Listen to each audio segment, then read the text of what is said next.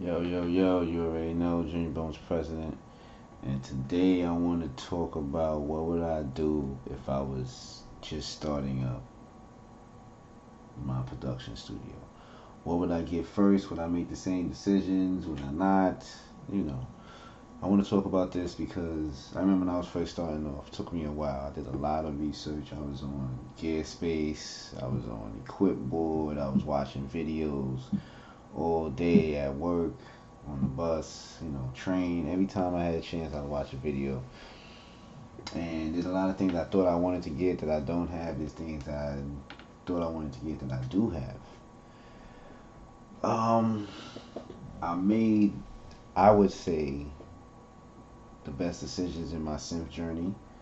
I didn't buy anything that was useless. I try to make sure I don't catch gas, which is, as we all know, gear acquisition syndrome, the greatest disease to producers, right? And I also have another one. I think I called it PASS, plug acquisition syndrome, plugins, where people buy a million plugins too. But we're not gonna talk about that. Talking about is getting a bunch of gear. I mean, we could talk about that because that's part of having a studio too. So, when it comes to starting a studio, some people go DAWLESS, some people go straight computer. I feel like the best approach is hybrid, to have the computer and to have hardware. I feel like that's the best approach. That's the safest approach in my opinion. Don't rely on either one. One thing I learned, one of the greatest lessons I learned about production is not to rely on software. Don't rely on hardware neither. Have an option where you can go either or. And when you see one failing, then you'll realize why. 'Cause that happens a lot. But back to what I was saying, what would I start with? What do I think is the most important thing in production nowadays? Number one, I would say get a computer. It's the easiest one. You get everything that you need, and it has everything. You can record. It probably takes up the least amount of space nowadays. You can get a laptop, and you pretty much straight right there. If you want to produce, even if you get a computer, if you have a pretty good amount of space, you can get a computer, PC, Mac, and you'll be pretty good. Is it the most expensive option in the beginning? In my opinion, it's actually maybe a little cheaper. Cause let's put it like this: if you get a computer, right, the average computer, I don't know, a couple $100, and you gotta get the software, and after that, you're pretty good. You get a MIDI controller, some speakers, audio interface. You're good. You don't really gotta worry about much. You can become Metro Boomin with that. There's many producers that literally just have a computer. They got some speakers, they got an audio interface, they got software, and they got a MIDI controller that doesn't even make any sounds. There was a time when I had a MIDI controller that didn't make any sounds. And they've taken over the world with that. A lot of your favorite producers, a lot of your favorite songs, they don't have any of this stuff. They got this, they got these speakers, which you can't see underneath here, and they got this computer, which I'm recording on. And that's it. They took over the world with that. All of this stuff is just luxury items. This is what I like to do. This is a hobby also, as well as making a living for arts and science and culture and all that. But this is also a hobby. I don't have to have all this to bring you the great sounds and music that I bring you guys. I choose to. When I first started, I wasn't using any of this stuff. So I would start with that. I would start with a computer. I would not change that. Second, what would I get? What also would I still believe? I guess it depends on the budget. Let's see, if I was on a budget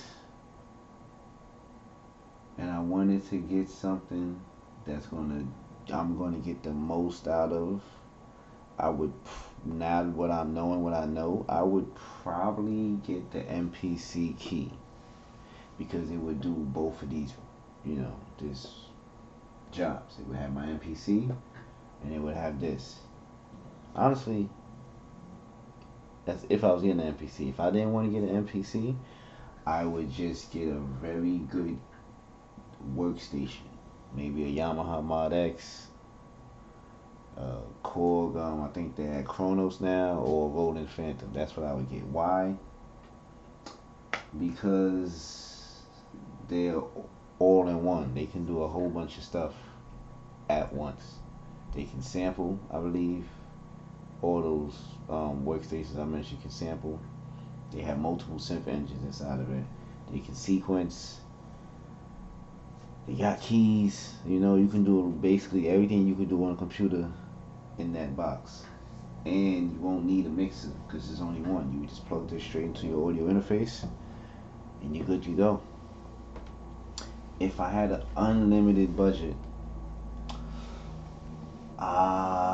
or you know, a medium to upper high level budget, probably like a couple thousand, 3,000, 4,000, I would probably also same thing, get a workstation, and then I would get probably analog synthesizer, probably something like the Behringer Pro 800, because it has 8 voices of analog, that's probably the only synthesizer I heard of that's so cheap that has 8 voices of analog. I would get that, and maybe probably the MPC sample. Nowadays, the MPC sample right now, you get the Yamaha Mod X or the Korg Kronos or the Roland Phantom, the MPC sample, and the Behringer Pro 800, you are straight. You're straight. Especially if you got some software. That's all you need. You don't really need that, but if you get that, you straight. You can sample into your MPC. You could probably sample into your Yamaha, Korg, or Roland, and then you got the Behringer for the analog engine. You're straight. If I had an unlimited amount if the budget wasn't a problem, there's a few options I would take.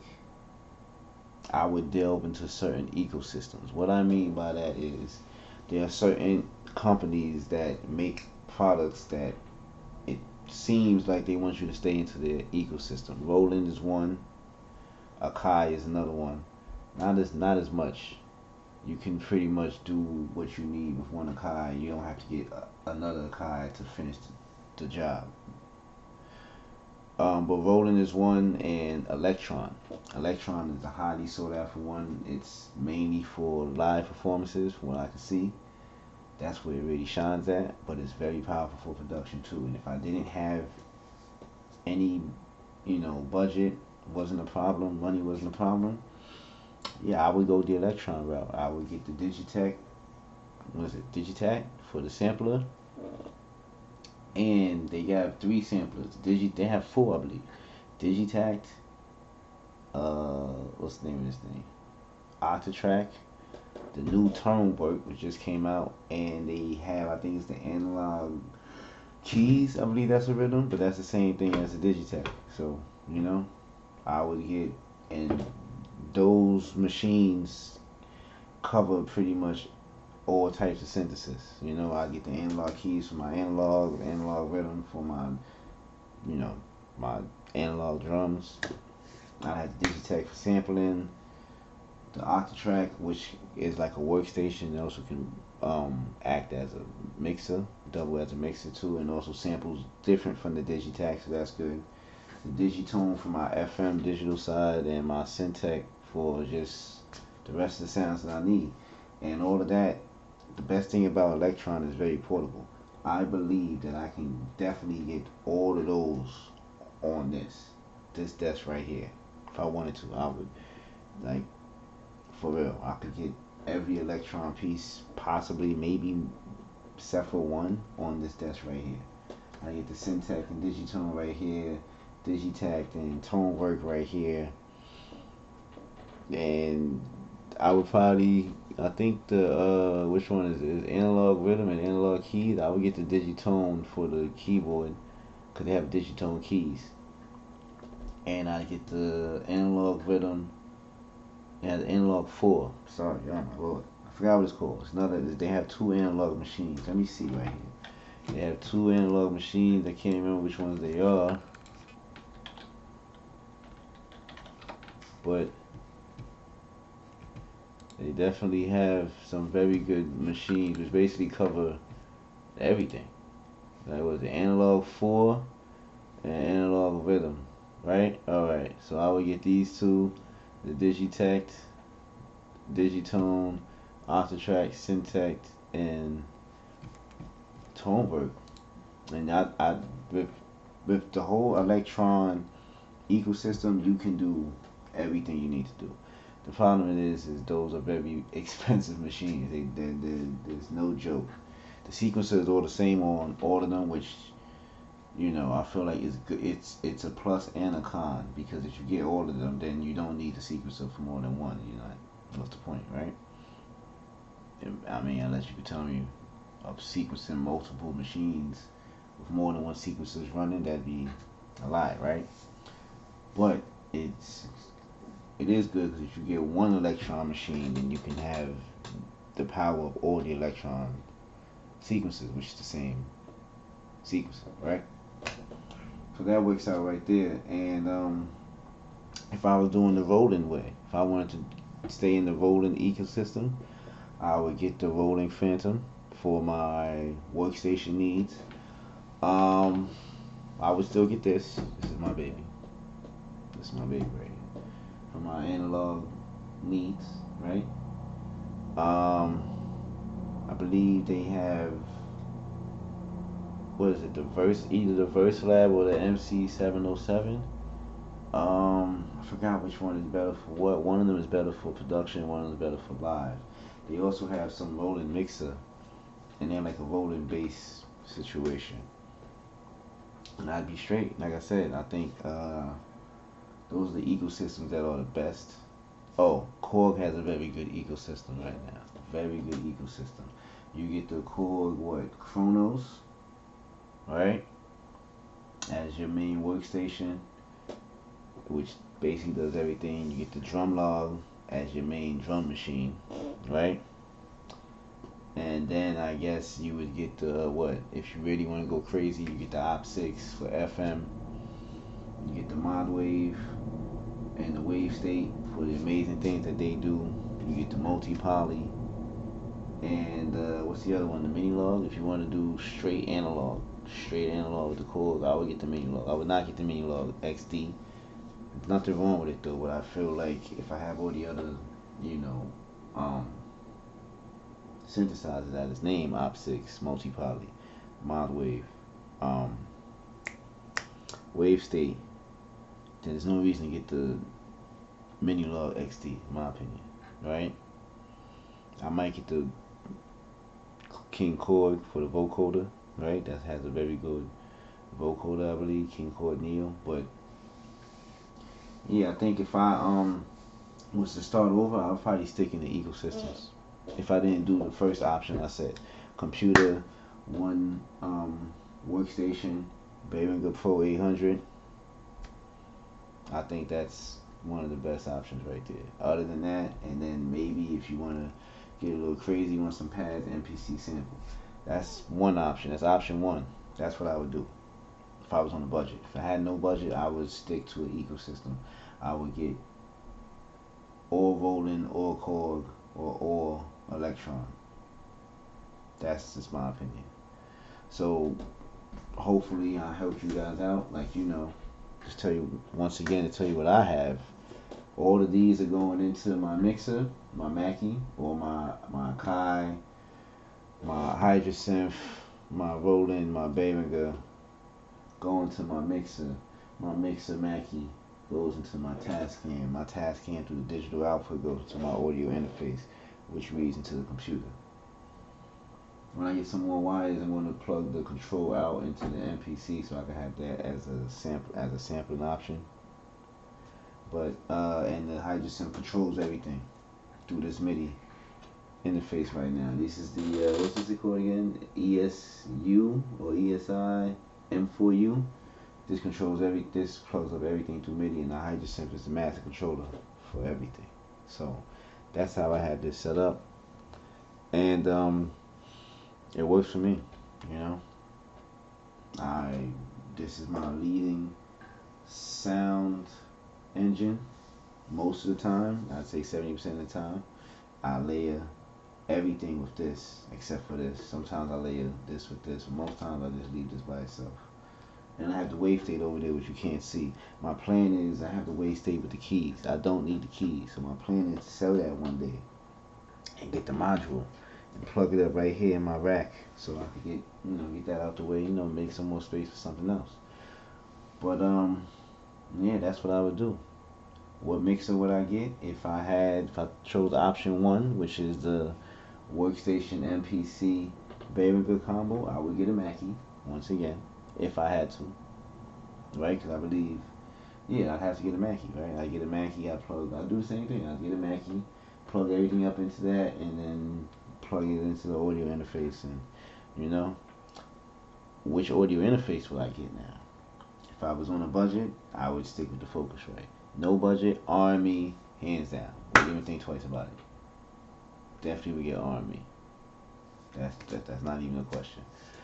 What's it called? The Fireface one? Fireface, yeah. If I was just recording, no production whatsoever, or minimum production, I would just get the Yamaha probably, or the Korg, or Roland, and I get my microphone, which I have right here, and I get the RME Solo, because that's an amazing one. So what's called the RME Babyface, I believe, Babyface Pro or something like that. Yeah, I still want to get the Fireface interface. Save up some money, I'm gonna get the Fireface interface. Another question somebody asked me: is there anything I would like to add to my studio? If I can, when, because we gonna make it there together. Y'all gonna see. But I'm planning on getting a Kurzweil. I believe that's how you pronounce it. They have something called Vast, and they can process audio within it, which is an amazing feature. The only problem is they have a rack mount version, and I have to put it down here, which would make it hard to see what I'm doing on the machine in the first place. So that's a problem. So I would probably have to find a way to get more space in my rig before I even get that, which is why I don't have gear acquisition syndrome towards that. I'm not gassed up towards getting the Kurzweil right now because I don't have nowhere to put it. That's just what it is. Have I sold any gear? Someone asked me that. Yes, I had the Korg mini log. Sometimes I wish I didn't sell that, but I feel like I actually sold that to finance me getting this. So I need the funds from the mini log so I could get this. And I had a Korg N5, which I got from a thrift shop. Don't sleep on your thrift shops. Do not sleep on thrift shops, pawn shops, Goodwill, Salvation Armies. If you're starting off your production studio, go to all of them. You never know what you're gonna find. You never know, especially when it comes to vintage keyboards. People throw away vintage keyboards and drum machines all the time. And you'll walk in there one day, you might see an MPC, you might see a keyboard. Owner don't know what he got. Not so much back in the day. Now they can just check on Google. But you know what I'm saying? You never know. But yeah, that's how I would start. I hope I could assist someone in their production journey start off. And yeah, holler at me. Jimmy Bones President, Shogun 13, the Teflon Shogun. You're in Digital Analog Studio. Holla.